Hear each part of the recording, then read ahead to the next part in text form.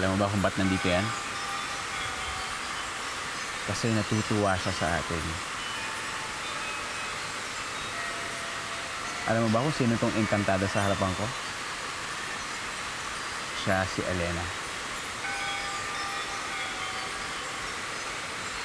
At mahal na mahal ko siya. Narinig mo yan? Ibang klaseng paro-paro yan eh. Iba rin hindi ko maintindihan pero biglang kinakabahan na ako. Ha?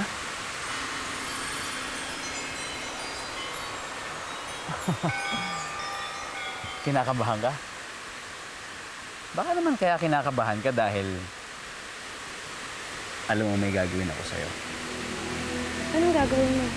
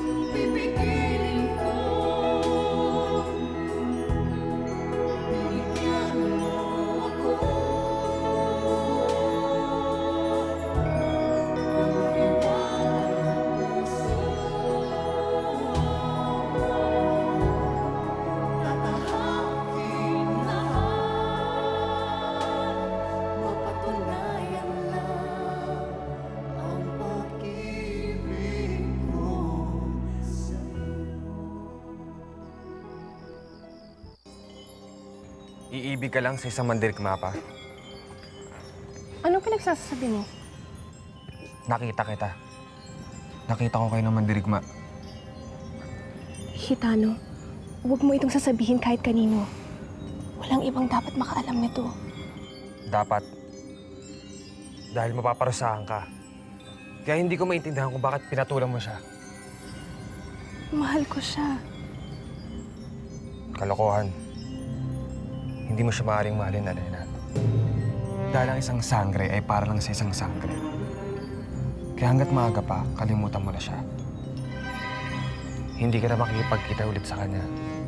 Ito, huwag mo akong pagsasabihan. Alalahanin mo, kapatid pa rin ako ng Reyna. At isa ka lang kawal. Kaya huwag na huwag kang makikialam.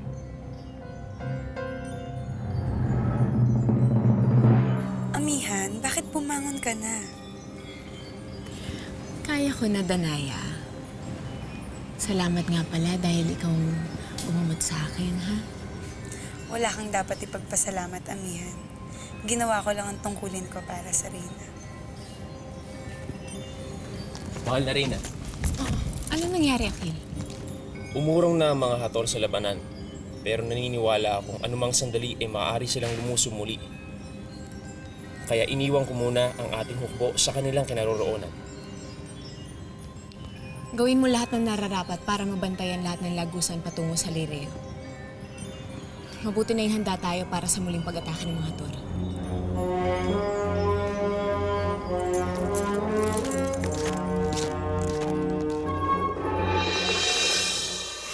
Hindi ko maunawaan, Hagorn.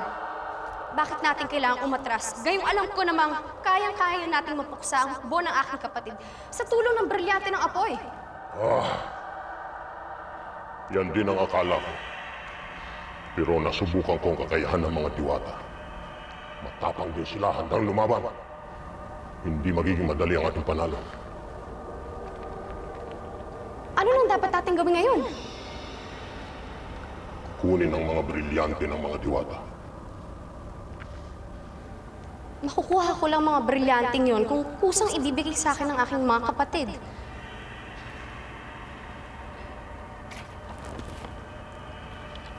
Umisip ka ng paraan para kusa nilang ibigay sa iyo ang mga brilyante.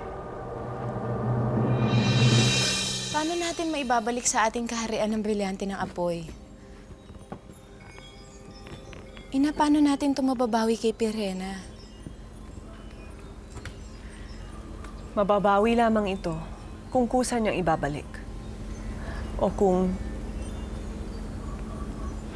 mapapatay siya.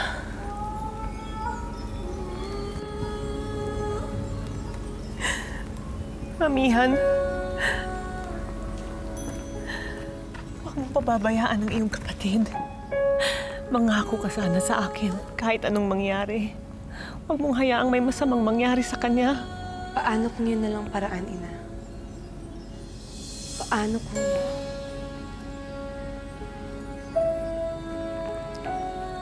Huwag kang mag-alala, Ina. Napangako ko sa inyo na gagawin ko ang lahat para makasigurado ko na hindi masasaktan si Pirena.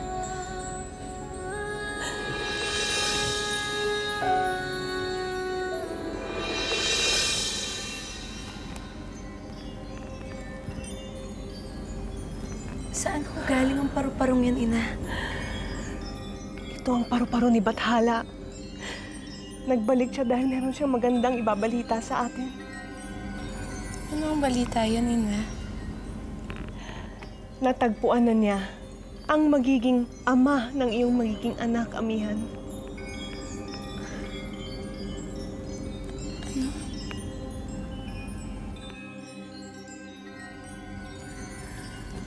Natagpuan na ng paru-parong ni Bathala ang magiging ama ng iyong magiging anak. Kakaanak na ako niya. Oo, Amihan.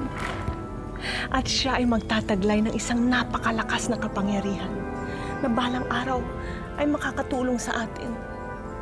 At hindi lamang yan. Siya rin ang magiging daan upang isang araw ay mabubuo na niya ang lahat ng nawasak na kaharian ng Encantadia. At siya, Amihan, ang balang araw na papalit sa'yo. Tatanghalin siyang reyna ng Lireo. At siya ang magiging tagapagligtas ng buong Encantadia.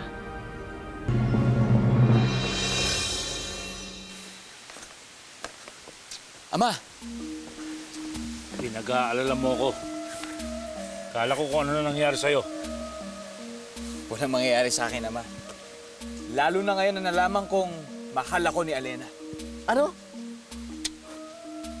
Alam mo, gutom lang yan. Ito, kumain ka. Hindi ako gutom, Wantok. Nagkita kami ni Alena kanina. Sinabi niya sa akin na mahal niya ako. Mahal na mahal ako ni Alena. Yan. Yan ang kinatatakot ko. Sa oras na malaman ng mga diwata yan, tinitiyak ko sa'yo, mapaparusahan ka. Alam niyo, wala akong pakialam kahit anong parusa pa ang bigay nila sa akin. Handa akong tanggapin yun. Kahit pa isumpa nila ako. Basta para sa akin, kontento na ako na alam kong mahal ako ni Alena. Pinuno, mukhang di na talaga mapipigilan si Ibarro. Matapang talaga si Ibarro. Walang kinakatakutan. Matapang nga siya, tulad ng kanyang angkan. Pero ang tapang ding yun, ang sumira sa kanila. Sa kanila? Sino sila? Pinuno, bakit? May iba pa bang angkan si Ibarro? Sige na, pwede na kayo matulog.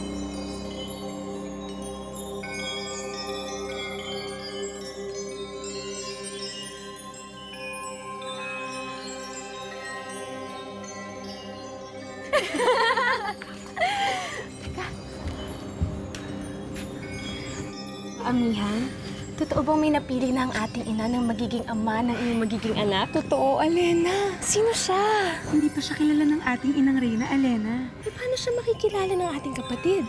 Sa panaginip. Sa panaginip? Yun ang sabi ng ating ina, na sa panaginip daw ako dadalawin ng engkantadong sinasabi niya. Doon ko daw makikilala ang engkantadong ito. Sino kaya siya, Alena? Gusto ko kaya siya? Sana nga magustuhan mo siya. Hindi naman mahalaga kung magustuhan siya ni Amihan, Alena. Ang mahalaga, magkakaroon sila ng isang anak.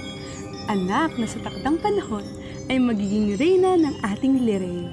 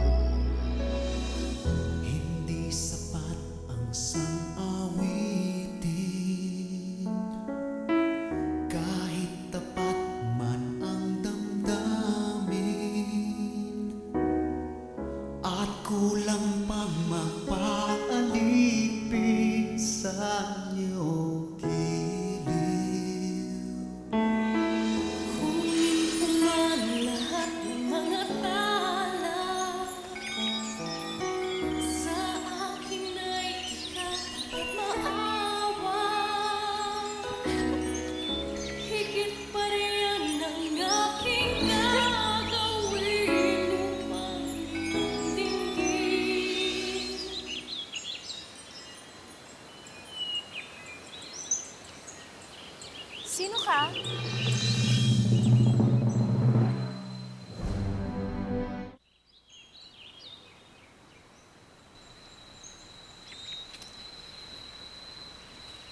Sino ka? Magsalita ka.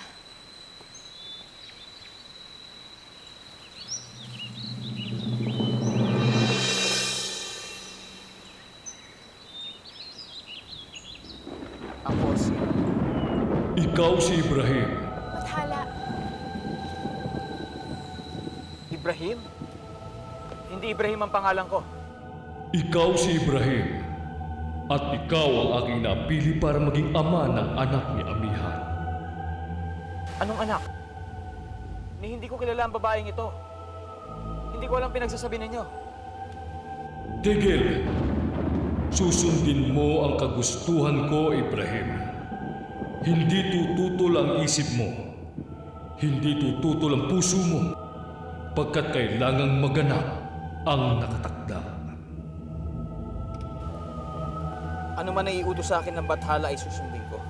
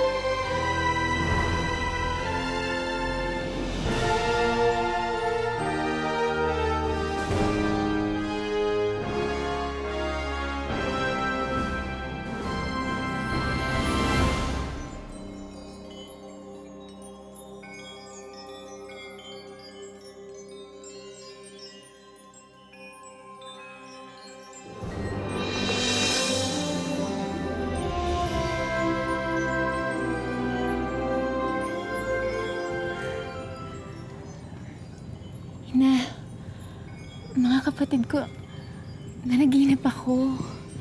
Sino? Isang engkantado, ina. Ibrahim ang kanyang pangalan. Hinalikan niya ang palad ko. Pero ina, paano nangyari ito? Nakita ko ang talulot na to sa aking panaginip.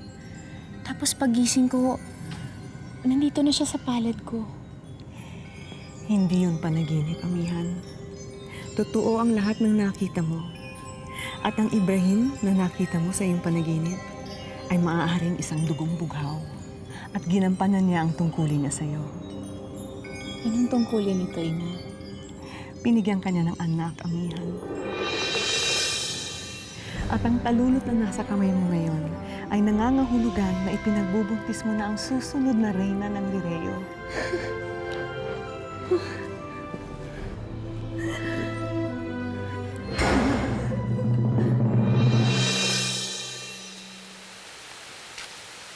Bakit, Ibaro? Ama, nanaginip ako eh. Isang diwata at isang bathala. Bathala? Hindi daw Ibaro ang pangalan ko, Ama. Eh ano? Ibrahim? Oo, Alena. Siya yung engkantado dun sa panaginip ko. Ibrahim. Yun ang pangalan niya. Anong itsura niya? Ay, ganda ang kanyang mukha. Tapos, matikas ang kanyang tindig. Tapos yung mga mata niya, ay, para yata ako matutunaw nung tinititigan niya ako. Parang si Ibaro. Ibaro? Sino yung Ibaro? Mukhang may sikretong itinatago ang ating kapatid. Sumagot ka naman, Alena. Sino yung Ibaro yun? Si Yubaro ang palagi kong ikinukwento kay Alena nung bata pa siya. Oo, kwento lang. Ganun nga.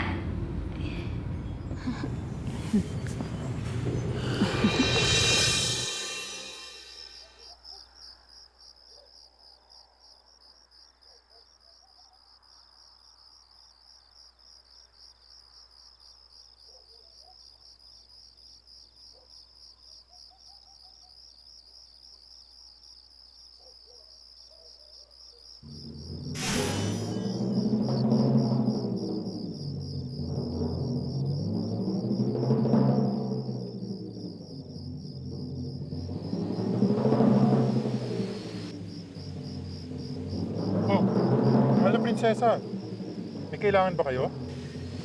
Oo, may kailangan ako sa'yo. At sana paunlakan mo ako.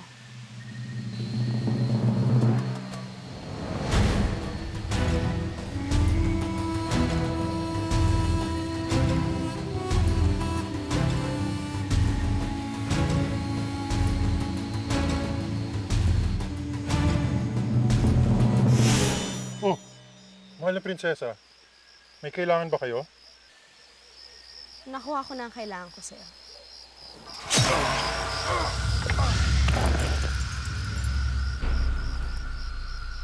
Siguraduhin mong walang makakita sa katawan niya.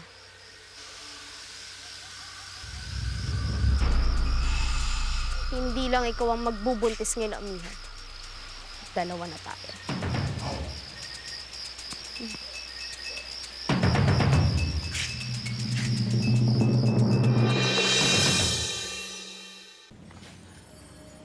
May isang bagay lamang na gumugulo sa aking isip, Imaw. Ano yun, Inang Reyna? Ang ama ng dinadala ni Amihan. Si Ibrahim. Sino siya? Bakit ngayon ko lang naririnig ang kanyang pangalan? Hindi kaya ng aking kapangyarihan na alamin ang pinagmulan ng Ibrahim na ito hanggat hindi ko siya nakikita. Tulad mo, ako'y nagtataka rin. Saan nga kaya nanggaling ang Ibrahim na ito? Ibrahim daw ang pangalan ko. Bakit ganun, Ama? Bakit Ibrahim ang tawag niya sa akin? At saka doon sa panaginip ko, iba ang suot ko. Marangya. para sa dugong bughaw. Bakit ko na panaginipan yun, Ama? At bakit yun ang tawag niya sa akin? Malay ko. Anak, huwag mo nang intindihin yon. Kahit gaano kaganda ang panaginip, mananatiling panaginip yun.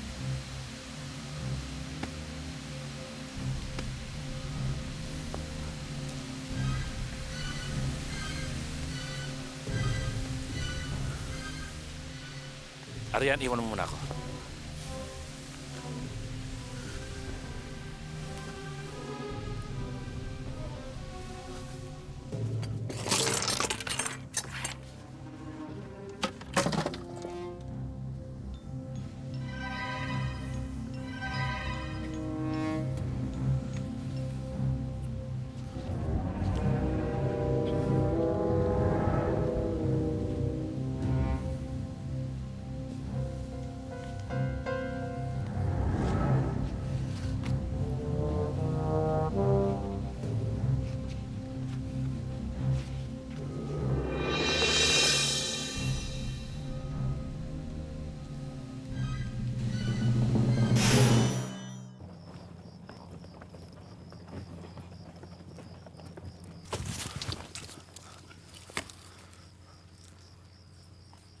Sigurado maraming diamante.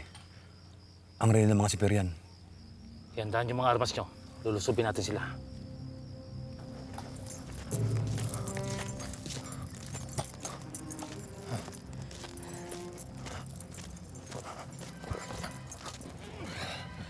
Mahal na Reyna, huwag kang umiyak. Magpakatatag ka para sa iyong anak. Paano na ang bangkay na aking asawa? Gusto kong mailibing ang iyong pinsan. Wala nang panahon. Kailangan kitang ilisan at ang iyong anak. Bilisan ninyo! Kailangan natin lumayo. Kailangan natin itakas sa mahal na Reyna at ang Prinsipe Ibrahim.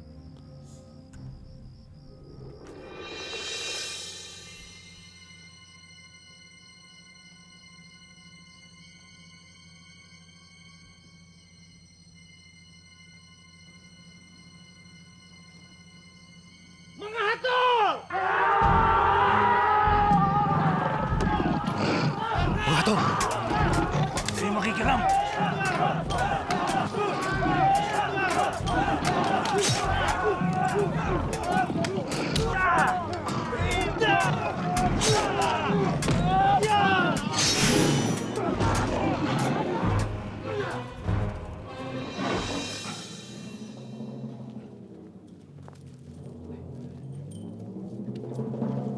Makinig kayo!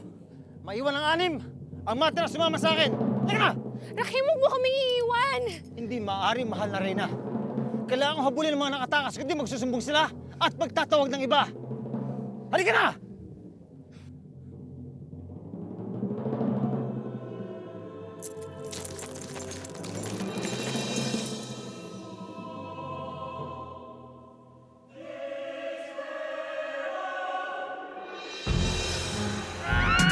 Hindi na mga hatol.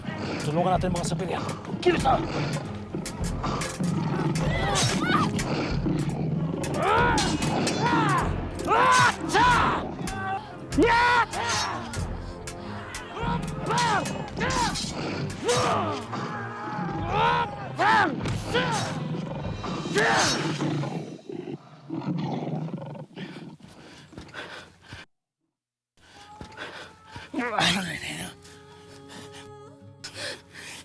Iligtas mo ang anak ko.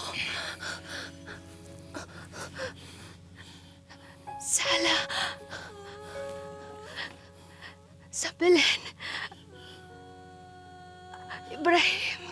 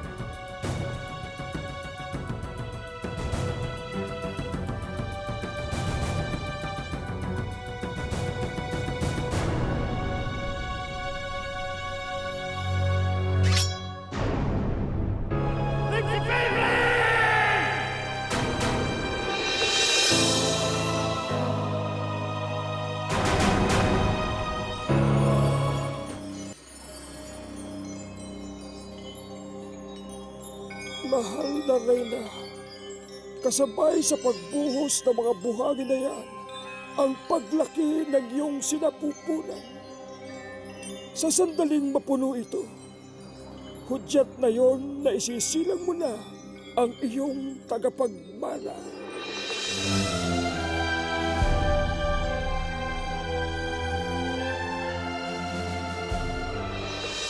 Maaaring ipagtalik ang isang sangre sa panaginip kung sino man ang kanyang naisip. Bakit mo ginawa ito, Pirena? Bakit? Dahil tulad ni Amihan, gusto ko rin magkaanak. Magiging sagabal ang iyong anak sa ating layunin. Mali ka! Malaki ang may tutulong ng aking anak sa atin, Hagor. Paano? Ang anak ko ang gagamitin ko para mabawi kay Amihan ang kanyang korona. Ang anak ko ang magiging paraan para makuha ko sa mga diwata ang mga brilyante. Ang aking anak ang gagamitin ko para maangkin natin ang buong Encantadia.